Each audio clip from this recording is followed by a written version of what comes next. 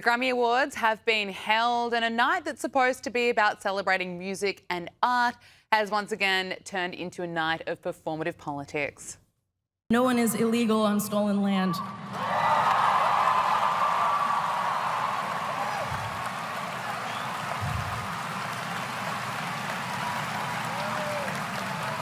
And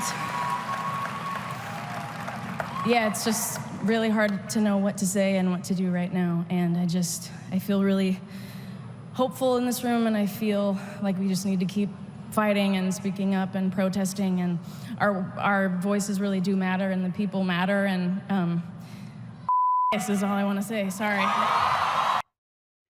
So according to Billie Eilish, illegal immigration is just not a thing. Like, this is coming from someone who lives in a guarded $14 million mansion. And after that speech, Billie Eilish is now facing calls to give up her property.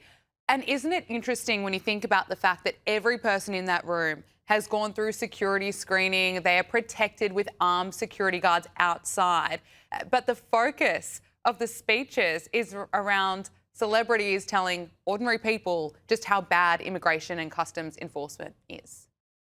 Before I say thanks to God, I'm gonna say eyes out.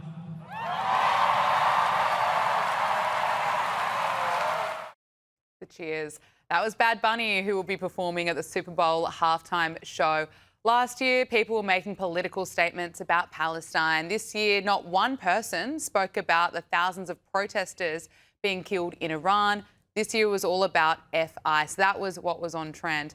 The brilliant comedian Ricky Gervais has weighed in on the woke madness, reminding celebrities, well, saying that they're still not listening to him, reminding them of the advice he offered at the Golden Globes in 2020. If you do win an award tonight, don't use it as a platform to make a political speech, right? You're in no position to lecture the public about anything. You know nothing about the real world. Most of you spent less time in school than Greta Thunberg. Joining us now is Hilary Fordwich, president and founder of Strellmark. Hilary, it's great to see you again. First of all, I want to get your thoughts on the Grammys, a night that's supposed to be about music. It, of course, turned into political statements, plenty of celebrities wearing the Ice Out pins. The message from plenty of people there was F ICE. I mean, what's your take to listening to some of the speeches there? Well, I must say, if they want to drive away more of an audience, Gabriella, this is the way to do it, isn't it? I mean, a lot of people really don't want to have to deal with this, whether it's in their sports, whether it's in their entertainment.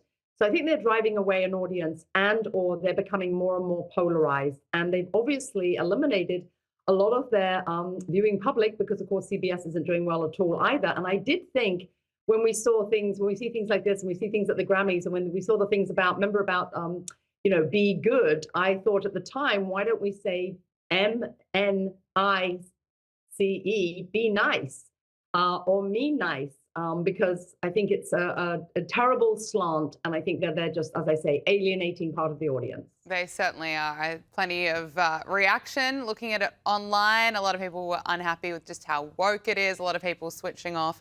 But speaking about ICE and celebrities, former CNN host Don Lemon, he was arrested and charged on Friday after entering a Minnesota church and filming anti-ICE protesters as they disrupted a service.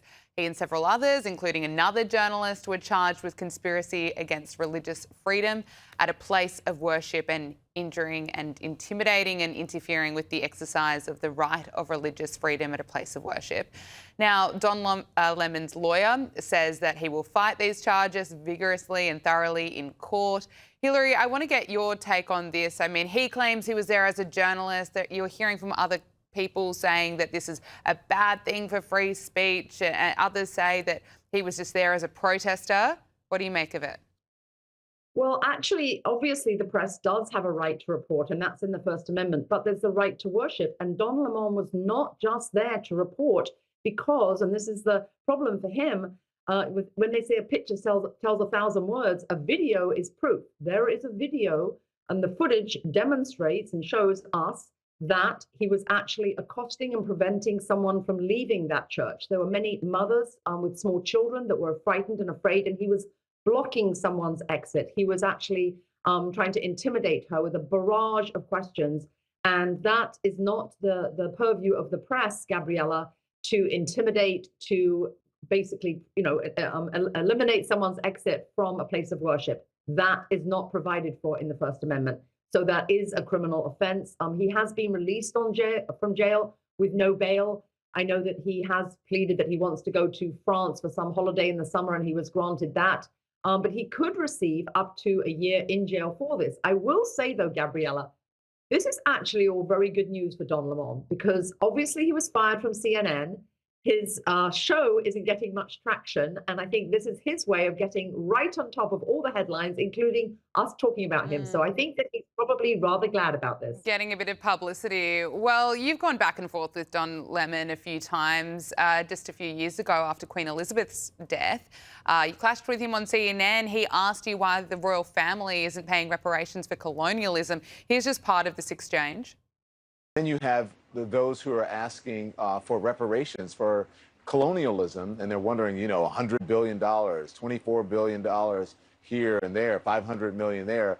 Some people want to be paid back, and members of the public are wondering, why are we suffering when you are, you have all of this vast wealth? Those are legitimate concerns. When across the entire world, when the slavery was taking place, which was the first nation in the world that abolished slavery? The first nation in the world to abolish it. It was started by William Wilberforce, was the British. In Great Britain, they abolished slavery.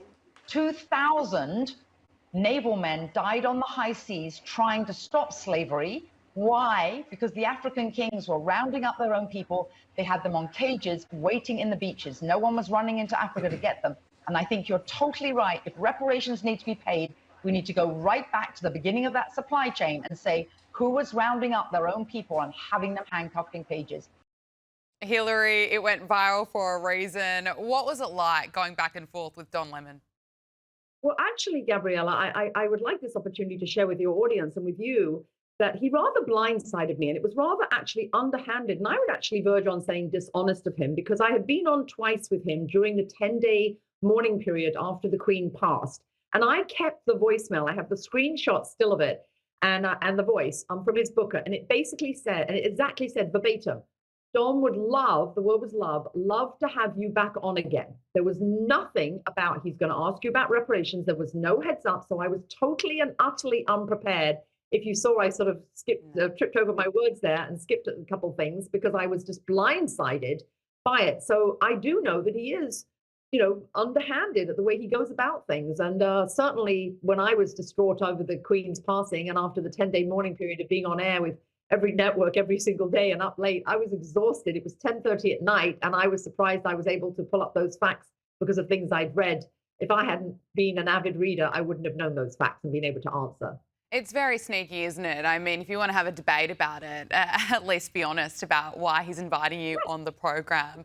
Unbelievable. You wouldn't do that to me. No, I wouldn't. And we could have a proper debate, right? And make it more interesting and better for everyone who's listening. Let's talk about California. YouTuber Nick Shirley, who helped uncover billions of dollars of fraud in Minnesota, is now turning his attention to Gavin Newsom's California as allegations of ghost daycare centres emerge. Now, the fraud scandal is likely to be even bigger than Minnesota, so it's going to be interesting to watch this unfold. But meanwhile, Hillary, Vogue has issued a profile puff piece on Gavin Newsom, not putting any hard or tough questions to him, instead writing about his looks, gushing over him, describing him as embarrassingly handsome. And this is seriously the opening line. It says, "Let's get this out of the way. He is embarrassingly handsome. His hair seasoned with silver, at ease with his own eminence as he delivers his final State of the State address." I mean, Hillary, even for Vogue, this is embarrassing what they have to say about Gavin Newsom. I think they can say plenty more about the state of California rather than his looks. Absolutely. And you know what, Gabriella, really bothers me too as a woman? I don't know if you feel like this or women in our audience feel like this. I don't think there's many men that read Vogue. So this is written by a woman. And lots of these women, particularly on the left, are always about women's rights and feminism and everything. And now women are demonstrating that they're absolutely that shallow. The author, the report, in quotes, reporter, is that shallow that that's what she's focused on, instead of the terrible amount of people, for the first time in California history, leaving California, the price of everything there, that people are leaving the state, the new tax law, which is going to come into effect, driving billionaires away. Instead of anything substantive, she's focused on his looks. This makes women look shallow, and it actually undermines everything that these same women on the left always want and feminists want, which is to be taken seriously. So they've actually undermined their own position. Absolutely. And then last but not least, I think Nick Shirley that's really the future of journalism. How come none of the major networks have done this? What Nick Shirley has done, in fact, obviously lots of these scenes in Minnesota and all this being whipped up in Minnesota by Governor Walz, that was because obviously all of this corruption that Nick Shirley uncovered, found out. And I will say he's going to uncover a lot more in California, and you're going to see some sparks flying there too, Gabriella. Oh, yeah, we'll be watching it. And I commend Nick Shirley for his brilliant work. It's so simple, really, just going to daycare centres in question in Minnesota. It'd be really interesting to see what he finds in California. Finally, Hillary, the Department of Justice has released more than 3 million pages of the Epstein files. There are more than 2,000 videos, 180,000 images. Look, a lot has been redacted from the files. I think there really needs to be a thorough investigation so we can get the truth. The release of these files, though, very damaging for the royal family. More photographs of Andrew Mountbatten Windsor has been released, raising more questions about how much he knew. Hillary, what are your thoughts? How damaging is this for the royal family? Are they, of course, in damage control at the moment? Oh, it's absolutely ghastly. I mean, this is a revolting photograph of Andrew now. And I think the person that's going to take this the hardest, obviously, is Prince William, because he has zero tolerance for any of this. Thank goodness, at least finally, King Charles did remove his titles and has ousted him from Royal Lodge. But I do think this, I will say, I think that this is disgusting from Fergie also, when she actually was talking about her daughter, Eugenie, with her in quote, shagging weekend. It's a revolting for Sarah. I think Prince Andrew is doomed. There is no coming back. No innocent man, Gabriella, behaves the way that he has. He has not helped law enforcement. He has not been cooperating. And he also declared, remember, he declared that he would actually help victims. He's done none of that. He's had time in all these years. He could have spent every single day going to some place and helping raise money for women that have been sex trafficked or done something charitable. He did nothing charitable to help law enforcement. So he has dug his own grave. Yeah, absolutely. Couldn't agree with you more. Hillary Ford-Witch, President and founder of Strellmark, thank you so much for joining us. Pleasure, Gabriella. Thank you.